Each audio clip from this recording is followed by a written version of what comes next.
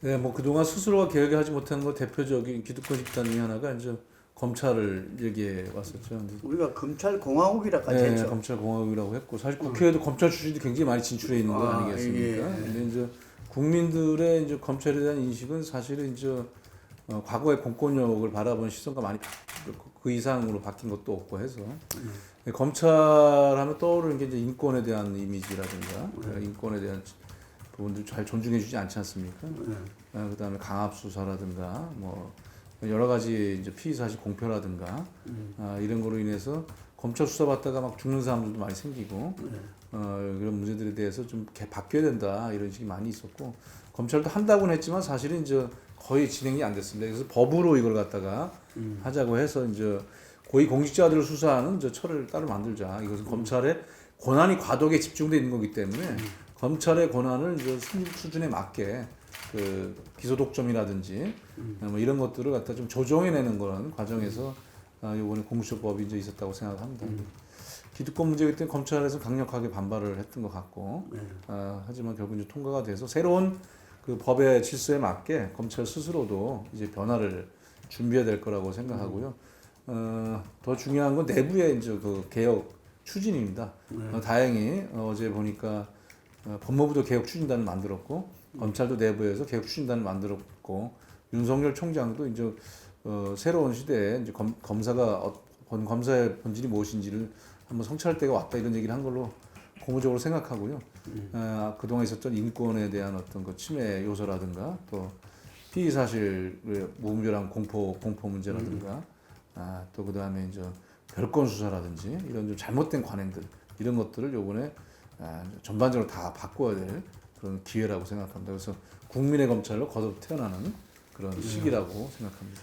뭐 요즘 좀 보도도 되고 있습니다만은 아까 말했던 그 수사 관행이라든가 또 검찰이 경찰을 지휘해서 뭐 수사와 기소 다 독점하던 시대가 끝났기 때문에 이제 뭐 단순사안이거나 혐의가 없는 것들은 저 경찰 조사만 받고 그냥 끝나서 범죄 또 다시 가서 또 이중으로 조사받는다든지 이런 번거로움이나 또 인권 침해 요소들은 좀 많이 시정될 거라고 생각을 하고 있습니다. 그리고 또 수사받다가 어떤 수사의 내용이 아닌 다른 거를 가지고 뭐 망신 주기를 한다든지 또 압박을 한다든지 뭐 이런 잘못된 관행들도 많이 개선될 것을 기대하고 있습니다. 또 하나 중요한 게 검찰은 스스로는 또 자신들의 그 잘못이 있거나 비리 검사라든지 뭐 이런 부분들에 대해서는 잘 수사하지 않지 않습니까? 검찰 봐주기라고 자기 식구 감싸기라고 하는데 뭐 이런 부분들도 이번 기회에 공수처가 그 등장하면서 크게 바뀔 거라고 생각을 하고 있고요. 또 선택 수사라고 그래서 자기들이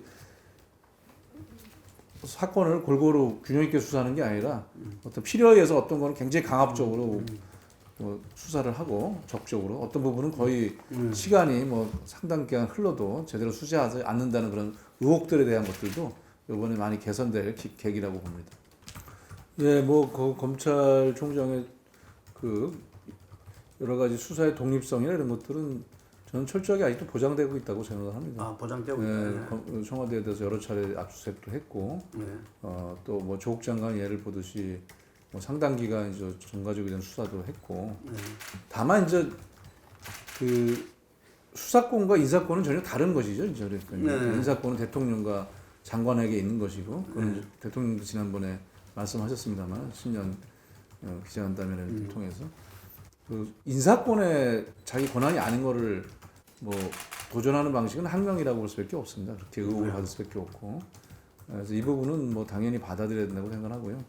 다만 수사에 대한 부분들이 이제 잘못된 관행과 또 어떤 정치적 의도와 목적을 갖고 진행됐는가에 대한 여부의 문제인데 과도하게 과거의 그 검찰의 잘못된 어떤 적폐식 그런 방식이라든가 이런 것들은 좀 바뀔 때가 됐다.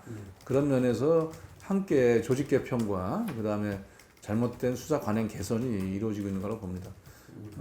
뭐 현 정부에 대한 수사를 하는 거를 못하게 의도적으로 한다 이렇게 보기보다는 오히려 검찰이 수사를 통해서 압박을 하면서 뭔가 자신들의 권한을 과도하게 행사하려는 듯한 모습이 또 한편에서 비판받을 수 있다고 봅니다. 그래서 이제는 인사권과 수사권을 서로 존중하면서 뭐 잘못된 그 검찰의 조직 문화, 수사 관행 이런 부분들에 대해서는 과감하게 개혁하는 것이 동시에 이루어져 나간다면은 지금 걱정하는 문제들은 많이 해결될 거라고 생각하고 오히려 검찰 내부는 최근에 뭐 약간의 동요나 뭐 문제 제기가 있다 하도 전체적으로는 안정적으로 가고 있어. 대학 사례라 이렇게 표현하는 건 무관하게 가고 있는데 밖에서 오히려 이제 그걸 정치적으로 이용하려는 정치권이나 또는 일부 언론에서 큰 난리가 난 것처럼 얘기하는데 지금 뭐 그렇다고 검찰 수사하는데 뭐 크게 문제 지장받는 건 없다고 생각합니다. 윤 총장 체제가 계속 갈 것이다.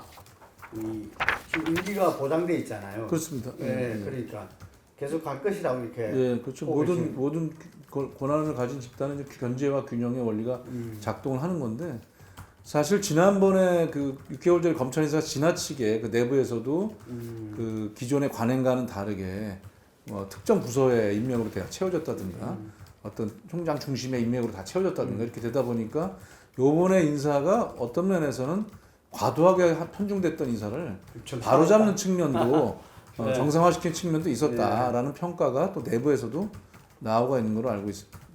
네, 지난 20대 국회도 이제 제3당에 출연이 했죠, 국민의당이. 예. 그러면서 이제 협치라는 말이 굉장히 이제 중요하게 됐었고, 뭐 실제 협치가 됐느냐, 그거는 이제 뭐 평가가 다양하다고 생각을 합니다. 막판에는 이제 개혁입법연대를 통해서 4+1을 저희들이 이제 끌고 와서 입법을 뭐 성공을 시켰습니다만은, 이번에 바뀐 선거제도의 결과가 어떻게 나올지는 아직은 미지수입니다만 다당제가 된다는 건 확실할 거고, 교섭단체로 등장하는 부분들도 여러 군데가 있을 거라고 생각하기 때문에 어느 때보다도 더 협치와 또 말씀하신 대로 전국 안정을, 국정 안정을 위해서는 절대 다수의 제일 중심당을 만들어 놓고 협치가 되는 방식이 되든지 아니면은 다양한 정당이 출연해서 다양한 연합을 통해서 하게 되면 그러면 이제 연합정부라든지 이런 논의들이 자연스럽게 발전될 거라고 봅니다.